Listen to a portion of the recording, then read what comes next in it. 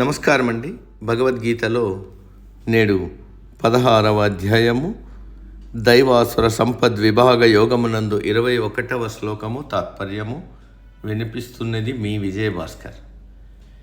త్రివిధం నరకస్యేదం ద్వారం నాశనమాత్మనః కామః క్రోధస్తథా లోభస్తస్మాదేతత్రయం త్యజేత్.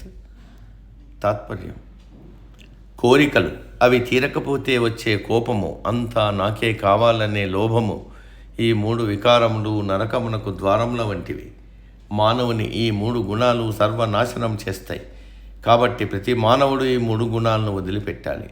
ఈ శ్లోకంలో పరమాత్మ స్వర్గం మేడ్ ఈజీ అని సులభమైన పథకాన్ని గురించి వివరించాడు. ప్రతి మానవునిలో మూడు వికారాలున్నాయి. అవే కోపము, కోరికలు, లోభము. ముందు కోరిక కలుగుతుంది, అది తీరకపోతే కోపం వస్తుంది. కోరిక తీరితే తీరిన కోరికతో కలిగిన లాభం మరొకటి చెందకూడదు అనే లోభం కలుగుతుంది. ఈ మూడు వికారాలు ఒకదానితో ఒకటి పెనవేసుకుని ఉంటాయి. ఈ మూడు వికారాలు మానవుని నరకానికి ద్వారాల వంటివి. ఇక్కడ నరకం అంటే దుఃఖం, తీరని వేదన, బాధ. నరకం చూపిస్తున్నావురా బాబు అనడం మనం వింటూనే ఉంటాం. వివిధ రకాలైన దుఃఖాలకు, బాధలకు, వేదనలకు మూలం ఈ కోరికలు, కోపం, లోభము. ఈ మూడింటిని మనము అదుపులో ఉంచుకోగలిగితే కష్టాలు, దుఃఖాల బారిన పడకుండా సుఖంగా ప్రశాంత జీవనం గడపవచ్చు. అటువంటి వారికి భూలోకమే స్వర్గమవుతుంది. దానిని భూతల స్వర్గమని అంటారు. సుఖము సులభంగా దొరకాలంటే ఇంతకంటే మరొక మార్గం లేదు.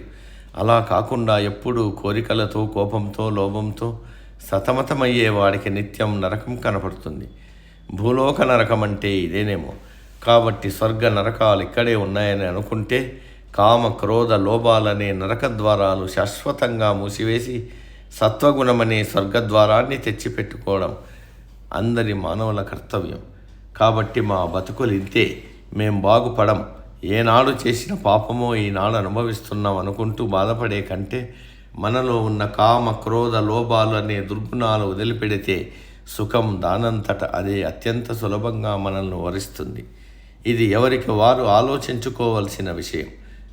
మనకు స్వర్గ సుఖాలు కావాలో, నరక ద్వారాలు తెరవాలో మన చేతిలో ఉందంటున్నాడు పరమాత్మ. నేటికి సమాప్తం. తదుపరి శ్లోకం రేపటి రోజు. సర్వే జన సుఖినో భవంతు. అందరూ బాగుండాలి, అందులో మనం ఉండాలి.